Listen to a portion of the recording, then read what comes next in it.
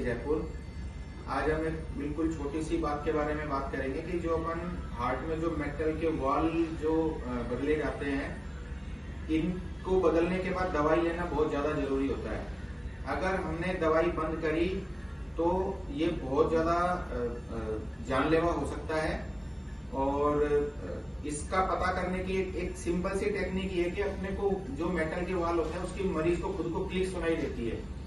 जैसे घड़ी की टिक टिक सुनाई देती है रात के साइलेंस में, ऐसे जब मरीज रात को सोता है तो मरीज को खुद को उसकी टिक टिक आवाज सुनाई देती थी आवाज। जब वाल बंद होने लगता है, जब वाल के पल्ले खुलना धीरे धीरे कम हो जाते हैं, तो मरीज को खुद को पता चलने लग जाता है कि अब वो टिक टिक आनी कम हो गई है। तो उससे हम बिना ब्लड की जांच कराए ये पता कर सकते हैं कि हमारे वाल में ब्लॉकेज आने वाला है। आप बताओ, आपको जब आपका वाल 4-5 साल पहले बदला गया था तो आपने दवाइयां छोड़ दी है ना? आपको वाल की आवाज सुनती थी पहले, फिर जब आप मेरे पास आए तब फिर हमने दवाई लगाई, अब सुनाई दे रही है।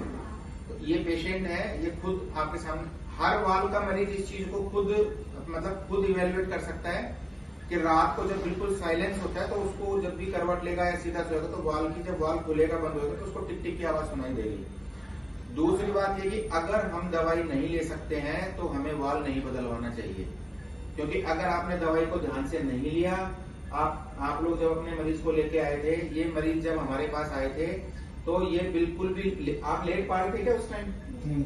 ये मरीज बिल्कुल भी लेट नहीं पा रहा था। इनकी जो सांस की रेट है वो लगभग 50 थी, ब्लड में ऑक्सीजन का लेवल भी 50-60 के आसपास था, हार्ट रेट इनका लगभग 150 के आसपास था। तो ये जानलेवा बीमारी है, इसका इलाज भी उतना ही जानलेवा है। इसमें जो हम खून पतला करने का इंजेक्शन लगाते हैं, कई वो इतना स्ट्रॉन्ग होता है कि 100 में से 1-2 लोगों में उसमें ब्रेन हेमरेज हो जाता है, दिमाग की नस फट जाती है, पैरालिसिस हो जाता है। तो इसलिए अपन वाल का ऑपरेशन तभी कराएं जब मरीज को खुद समझ में आ जाए कि इसमें दवाई लेना कितना इंपॉर्टेंट है। कृपया ध्यान रखें।